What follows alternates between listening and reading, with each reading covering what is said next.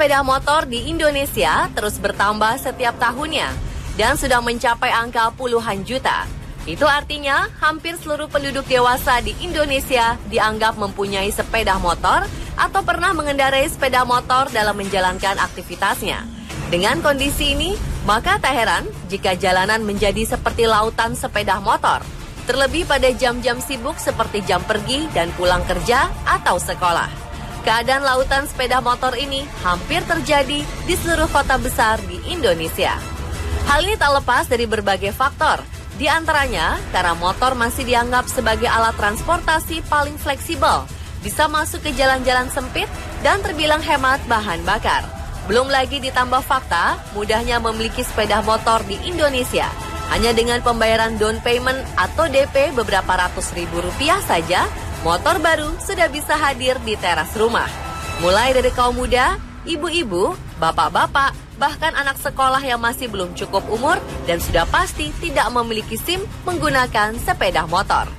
Sayangnya, keadaan ini tidak diimbangi dengan makin baiknya perilaku para pengendara sepeda motor itu sendiri.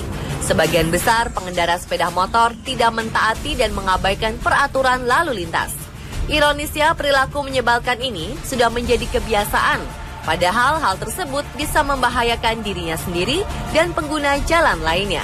Menurut data kepolisian, angka kecelakaan pengguna sepeda motor di Indonesia merupakan yang tertinggi dibanding kendaraan jenis lainnya.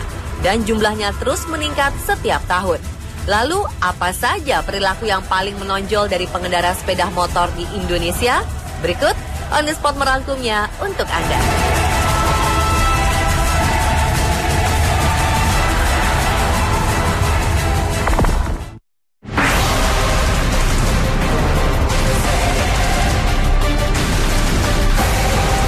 Yang pertama adalah mengabaikan lampu sen. Pada kendaraan bermotor, lampu sen berfungsi sebagai indikator saat berbelok yang dibuat dengan tujuan untuk mengurangi resiko kecelakaan. Lampu ini berwarna kuning dan akan berkedip-kedip ketika dihidupkan. Warna kuning dipilih karena lebih terlihat dari jauh di siang hari ataupun malam hari.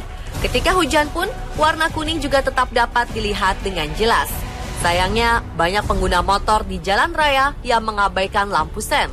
Misalnya saat akan berbelok ke kiri atau kanan, ia tidak menyalakan lampu sen. Atau ada juga menyalakan lampu sen kiri, tapi justru malah berbelok ke kanan atau sebaliknya.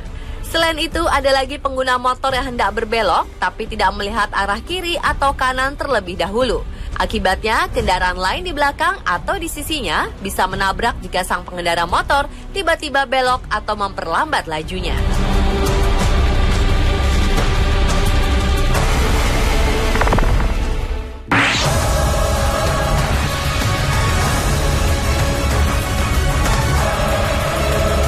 Berikutnya adalah berkendara sambil menelpon atau SMS-an. Atau lebih menjengkelkan adalah sikap pengendara motor yang bertemu dengan temannya, lalu mengobrol sambil mengendarai motor dengan kecepatan rendah yang menghambat laju pengguna jalan lainnya. Tidak ada yang salah dengan berkomunikasi, namun jika dilakukan saat berkendara di jalan raya, tentulah ini sangat berbahaya. Misalnya bagi pengendara motor yang telepon-teleponan atau SMS-an di jalan, fokus sudah pasti terpecah. Dan bisa saja ia tidak mendengar tanda klakson dari pengguna jalan yang lain, yang dapat berakibat fatal. Jika memang urgent, menepilah dengan memberi lampu sen terlebih dahulu, sehingga tidak mengganggu pengendara lain.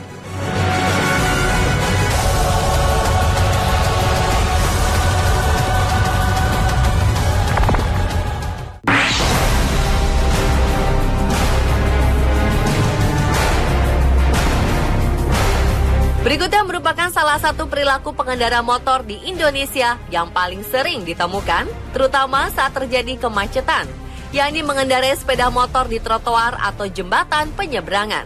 Karena tak ingin mengalami macet, para pengendara motor yang tidak bertanggung jawab ini seenaknya saja menggunakan fasilitas publik untuk para pejalan kaki. Parahnya lagi, ada yang sampai mengklakson atau lebih galak dari pejalan kaki di trotoar atau jembatan penyeberangan, karena dianggap menghalangi jalannya. Yang sangat dirugikan tentu saja para pejalan kaki. Selain hak berjalan trotoar dirampas oleh pedagang kaki lima, kini mereka harus dipaksa untuk minggir lagi oleh pengendara motor yang kehilangan akal dan otaknya karena menggunakan trotoar untuk sepeda motornya. Begitu juga yang terjadi pada jembatan penyeberangan. Lagi-lagi, pejalan kaki kembali menjadi korban.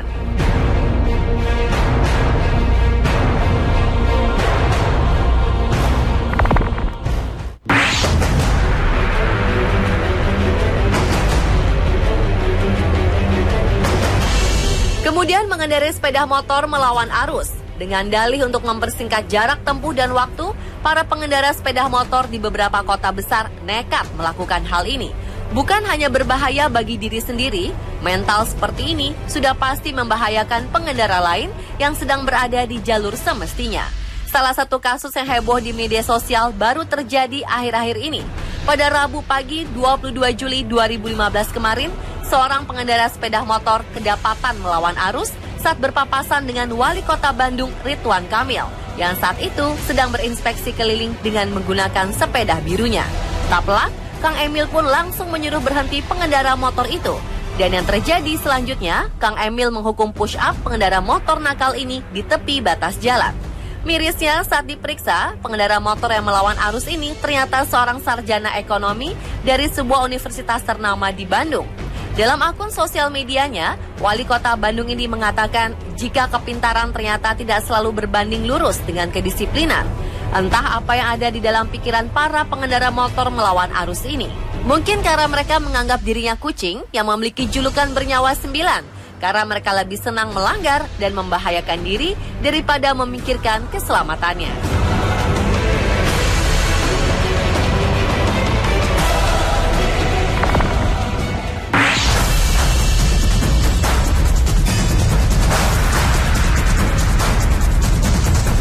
Satu lagi perilaku yang membahayakan bagi pengendara motor itu sendiri dan juga pengendara lainnya adalah menerobos lampu merah. Tak hanya sekali dua kali, para pengguna motor kerap terlihat terus melaju, meski lampu lalu lintas sudah menunjukkan warna merah yang artinya harus berhenti dan membiarkan pengendara dari arah lain berjalan maju. Ada juga yang berhenti saat lampu merah, namun letak berhentinya di atas zebra cross, yang seharusnya digunakan oleh pejalan kaki yang akan menyeberang. Selain di lampu merah, ada juga pengendara yang nekat menerobos perlintasan kereta api. Padahal pintu penghalang sudah ditutup atau kereta yang akan melintas jaraknya sudah sangat dekat.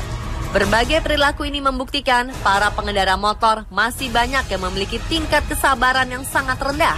Mereka lebih rela mengambil resiko kecelakaan.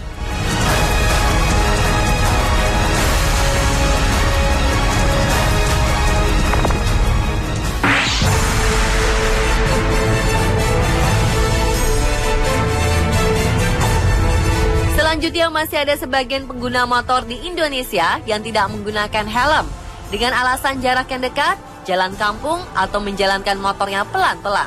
Selain itu ada juga pengendara yang memakai helm bukan karena ingin selamat, tapi karena takut ditangkap oleh polisi. Terkadang pengguna motor ini baru memakai helmnya saat ia melihat ada petugas polisi yang sedang berpatroli. Padahal meski dekat atau menjalankan motornya pelan-pelan, atau saat itu sedang tak ada petugas polisi, helm sebagai pelindung kepala harus selalu digunakan saat berkendara motor. Sebab kita tak pernah tahu jika misalnya ada pengendara lain yang ugal-ugalan dan menyenggol motor kita, atau ada kondisi lain yang membuat sang pengguna motor ini tak bisa menghindari kecelakaan. Selain berfungsi melindungi pengendara dan penumpang jika terjadi kecelakaan, helm juga berfungsi sebagai penahan terpaan angin, debu, atau partikel lain yang mungkin berbahaya seperti kerikil.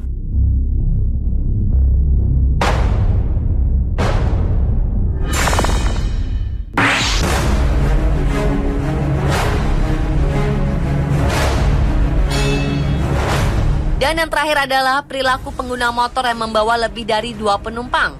Padahal motor tidak didesain untuk ditumpangi oleh lebih dari 2 orang.